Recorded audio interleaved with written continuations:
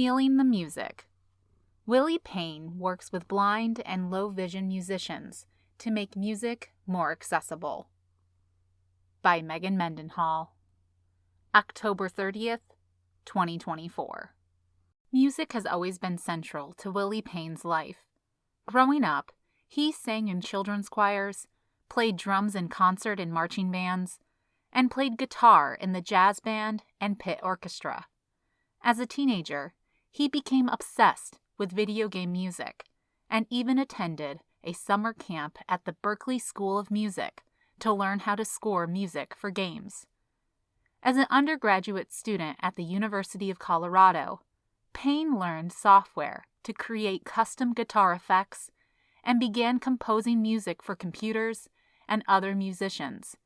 He also joined several electronic music ensembles, including the Boulder Laptop Orchestra, which uses laptops, tablets, and other devices as instruments to create new sounds and forms of musical expression. It wasn't just the intersection of music and technology that inspired Payne. His mother's work as a psychologist at Craig Hospital, which serves patients with spinal cord injuries, many of whom are in wheelchairs, opened his eyes to the importance of accessibility. I was thinking about accessibility from an early age, in terms of the accessibility of lived spaces and access to buildings, Payne recalls. I even played mixed-pair doubles tennis with a wheelchair user for a few years. These experiences led him to look for projects that would bridge the gap between music, technology, and accessibility. An opportunity came during his junior year, when a group of professors received a seed grant to make the university's PHET simulations more accessible. Used to teach scientific concepts, these interactive websites were inaccessible to screen readers, software used by many blind people to access their devices. I joined the project and used my coding and sound design skills to build prototypes and tried to convey these really visual things into sound, touch, and other alternative modalities, Payne says. Payne's journey brought him to New York University, where he earned a PhD in music technology. While there, he partnered with blind musicians at the Philemon M. D'Agostin Greenberg, FMDG, Music School to develop accessible music notation software and form PhilOrc, a laptop orchestra comprised of teens using code to perform electronic music. Now, as a professor in the UNC School of Information and Library Science, he's continuing to use inclusive design processes to make music more accessible for people who are blind or have low vision. Bridging musical barriers. In 2017, while searching for a dissertation topic, Payne met Amy Hurst, a professor who specializes in accessibility research and participatory design, when scholars work closely with a community to learn its needs and then collaboratively build and implement solutions. With Hurst's encouragement, Payne reached out to the FMDG Music School about volunteering opportunities and was offered a position as an accessible music technology fellow. He wasn't sure if this would lead to any research opportunities, but during that time, he began to develop a camaraderie with the students and staff at the school. It started out with a long period of just learning from them and building trust and becoming a part of the community, Payne explains.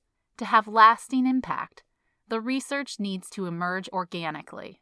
One of his roles was transcribing sheet music so students could access it in Braille and large print formats. Converting sheet music into an embossed Braille document is a challenging process that involves multiple steps and requires entering the score into several software programs. To reduce the need for such a complex workflow, Payne worked with 2 experienced blind musicians from the school and a team of undergraduate researchers to design an open-source software, Sound Cells. In Sound Cells, music is notated with a unified language like text. The software then outputs scores in print and Braille formats, all at once. Soon after, Payne began working with Philorc, helping teen musicians write code that produces sounds in real time. Typically, the code is projected onto a wall for the audience to see. One of the biggest challenges in making this style of music accessible to vision-impaired musicians is figuring out how to get several different and unpredictable setups to work together. For example, a student might be using a Mac, the Safari browser, the VoiceOver screen reader, and a 40-cell Braille display. Our software might work for 3 of those 4, but not the 4th, Payne shares. While the technical challenges were annoying at times, the students embraced the improvisational spirit of the music and even ended up incorporating some of the technical mishaps into their performance.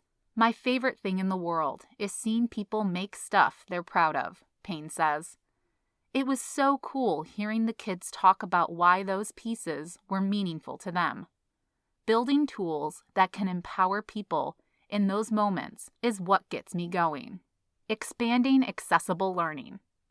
Now at Carolina, Payne continues his dedication to making music education and STEM learning more accessible to low vision and blind students through 2 upcoming projects.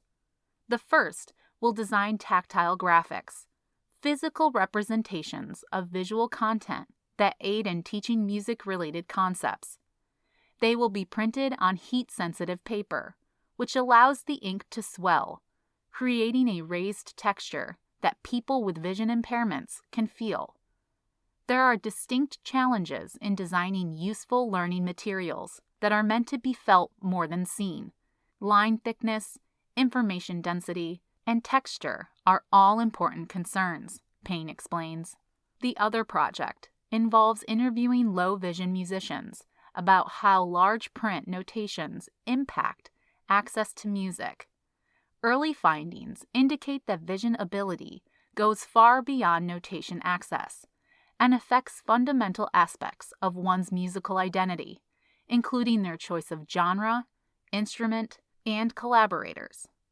Designers tend to get fixated on solutions that work for, say, 80% of people, but leave out the remaining 20%, Payne says. Usually, people with disabilities fall into this minority. The argument behind inclusive design methodologies is that if we focus instead on the excluded groups, we'll find a better solution for everyone.